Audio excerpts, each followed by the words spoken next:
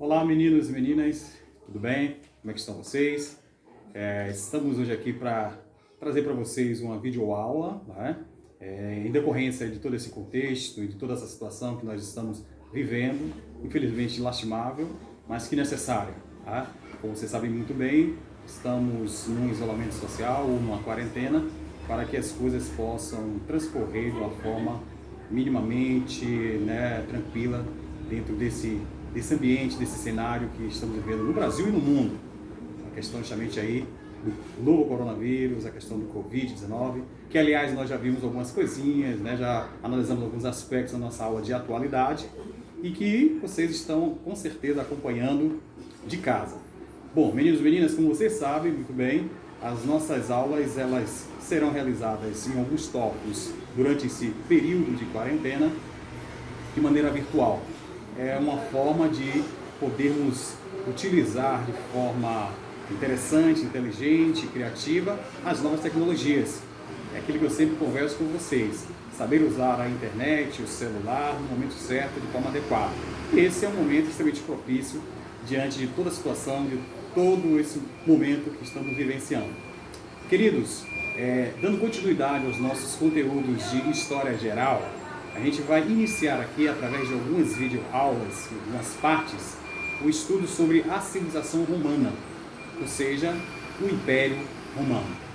E esse estudo, obviamente, é um estudo prolongado, extenso, como vocês já devem ter observado, aqueles que já pegaram o material e já estão acompanhando também essa segunda parte da nossa proposta em História Geral. E, obviamente, nós temos muitos pontos, muitos aspectos a trazer em termos de abordagem sobre a Roma Antiga. Logo de início, queria dizer que esse conteúdo sobre a civilização romana ou Império Romano está inserido, faz parte da competência 2 ainda, que é a competência que fala sobre a questão da democracia e cidadania na Antiguidade Clássica.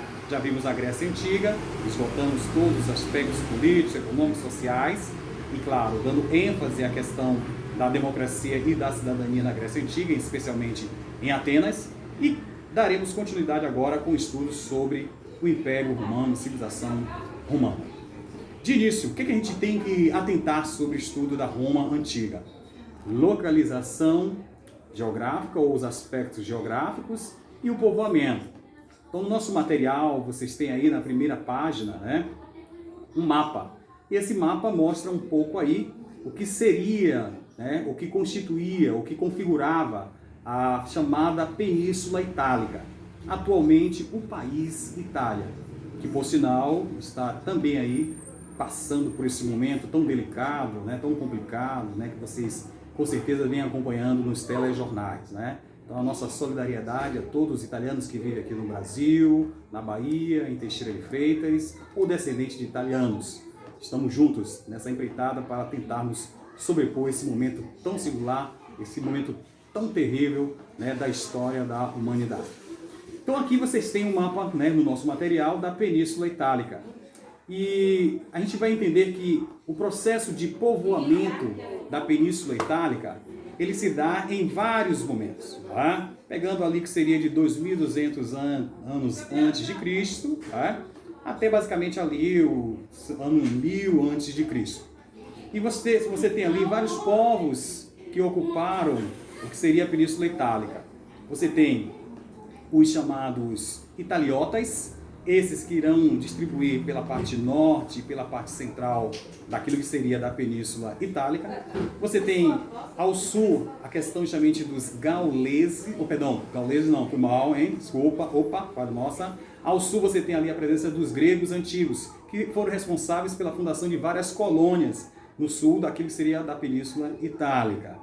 E você tem também, posteriormente, em outros momentos, a presença de samitas e principalmente dos etruscos. Então, observem que do ponto de vista do povoamento, do território, daquilo que se configurou na Península Itálica, você tem a presença desses povos que estarão ali se disseminando e ocupando diversas áreas da chamada Península Itálica. Obviamente que já existia dentro dessa Península Itálica alguns povos.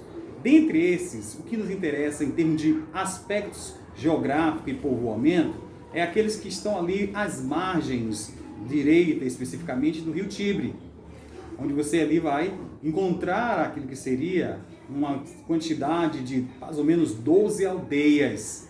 E nessas 12 aldeias você tem latinos, você tem sabinos. E desses, os latinos é que serão os mais importantes, porque ocuparão a chamada aldeia, né, que será designada de Roma pelos etruscos, e que passará a ter uma posição de destaque em relação às outras aldeias. Mas isso aí é um ponto que nós debruçaremos e aprofundaremos um pouquinho mais à frente. Então, dessa questão dos aspectos geográficos, a gente pode observar que ao norte você tem a região dos Alpes, a leste o Mar Adriático, e ao sul você tem, obviamente, esses territórios, né? Taranto, que foi uma delas que foram fundadas justamente pelos gregos. Em termos de povoamento, ou seja, de povos que ocuparam, você tem esses que foram enumerados. Meninos e meninas, a gente sabe muito bem que a história de Roma, ela se confunde com aquilo que podemos chamar da história de uma região que foi a sede um dos maiores, se não o maior de todos os impérios que nós conhecemos na história da humanidade. Mas como é que nasce tudo isso? Como é que vai sendo construído tudo isso? Como é que as coisas vão se desdobrando para que a gente possa entender? Do ponto de vista didático, para entender melhor a história daquilo que seria da Roma Antiga, dividimos em 3 períodos em relação à chamada evolução política. Você tem o período da monarquia, o período da república e o último período que é do império. E obviamente que cada um desses períodos você tem fatos, você tem acontecimentos, você tem processos de construção da sociedade, né? De processos justamente relacionados a esse expansionismo, ou seja, daquilo que seria das guerras as quais Roma vai se envolver, e tudo isso a gente vai tentando pontuar em cada uma dessas aulas. Meninos, num primeiro momento, vamos entender um pouquinho essa origem de Roma. Para compreender essa origem de Roma, faz necessário a gente voltar ali a um desses povos que eu citei, que estarão ocupando, povoando o território da Península Itálica. Dentre eles, eu estou falando dos etruscos. Por que dos etruscos? Porque são os etruscos que irão ser os responsáveis por dar a Roma toda essa posição destacável. Mas, primeiramente, vamos entender quem eram esses etruscos.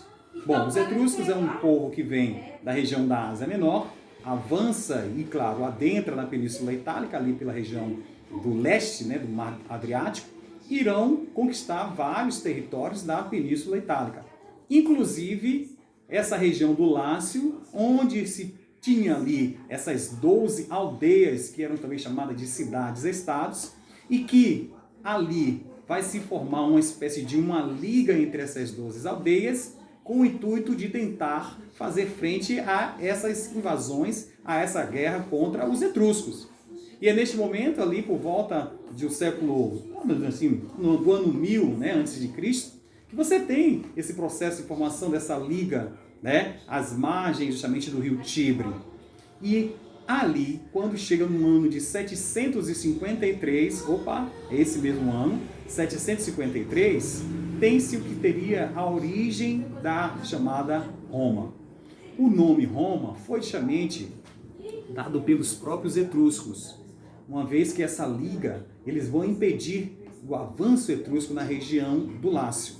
E quando, obviamente, os etruscos dominam aquela região, né, incluindo essa cidade-estado, que passará a ser chamada pelos etruscos justamente de que não só a região, mas como todos aqueles que faziam parte dessa liga, de Romum, ou seja, Roma, cidade dos rios, tá? Porque essas aldeias estavam margeando o rio Tibre. Aí, a gente vai aos poucos avançando e compreendendo, primeiramente, como Roma vai se constituir em uma cidade que irá ter tanto poder. Inicialmente, a gente vai falar um pouco sobre como esses etruscos chegam a esta região e irão aí ser os responsáveis, isso mesmo, os responsáveis por todo o desenvolvimento, prosperidade dessa cidade e estado, que era uma aldeia, que eles passam a chamar de Roma, né? Obviamente abrangendo as 12 aldeias. Então ali você tem, nesse momento, o investimento dos etruscos. Os etruscos já tinham aquilo que podemos chamar do domínio da produção agrícola, da pecuária, o domínio justamente daquilo que seria da metalurgia, e também eles já tinham algumas instituições. Eles já tinham aquilo que podemos chamar de fórum, né? Ou seja, de instituições políticas. E eles irão reproduzir e instalar todas essas instituições e também, né, reproduzir aquilo que seria essa sua base de economia. Então, diante disso, ali naquela região onde se formou essa liga, onde eles passaram a chamar de Romum, ou seja, Roma, né, cidade dos rios, é que eles irão utilizar como sede administrativa do seu império, porque os etruscos queriam formar um império. E, obviamente, na medida que eles iam conquistando os territórios, eles iam também transferindo essas instituições, costumes, tradições e investindo no desenvolvimento econômico. Então, na região central, onde se constitui essa liga dessas 12 aldeias, que vai se criar a partir de 753, o que você chama dessa sede, dessa liga administrativa dos etruscos, que será Roma. Então daí a gente começa a entender por que Roma aos poucos vai se distanciando das outras aldeias e tornando-se uma cidade, claro, uma grande e poderosa cidade que será a sede de um grandioso e poderoso império, que é o Império Romano. Bom, daí a gente vai agora passar um pouco para entender o período da monarquia. Este período da monarquia, dentro daquilo que seria já desse contexto, domínio por parte dos etruscos, tem uma versão, do ponto de vista da própria questão da origem de Roma, ligada à questão lendária. Então, essa questão lendária, né, você tem a imagem, a clássica imagem, né, dos irmãos Rômulo e Remo, que são a eles atribui-se a responsabilidade de serem os criadores da cidade de Roma. E tem uma historiazinha por trás disso aí, que está ligada à questão mitológica. Rômulo, ele vai ser considerado o primeiro chamado rei de Roma. Mas, na verdade, a própria historiografia nos dá uma informação de que não se tem, desses 7 reis etruscos, aquilo que podemos chamar uma legitimidade histórica da existência dos primeiros 4 reis. Isso mesmo, os primeiros 4 reis, eles são considerados lendários. Mas os 3 últimos reis etruscos, esses sim você tem evidências históricas e arqueológicas da existência deles. É o Tarquínio, né? E o último que é o Tarquínio, se não me engano, Soberbo. Não me engano não, é Tarquínio Soberbo, que é o último rei daquilo que seria da Roma antiga no período da monarquia. Meninos e meninas, daqui a pouquinho a gente volta, né, com mais uma parte sobre a história da Roma Antiga, para falar daquilo que seria da constituição dessa sociedade romana, como se deu, como se formou aquilo que será, né, o corpo social de Roma. Tá ok? Um abraço e até daqui a pouquinho com mais uma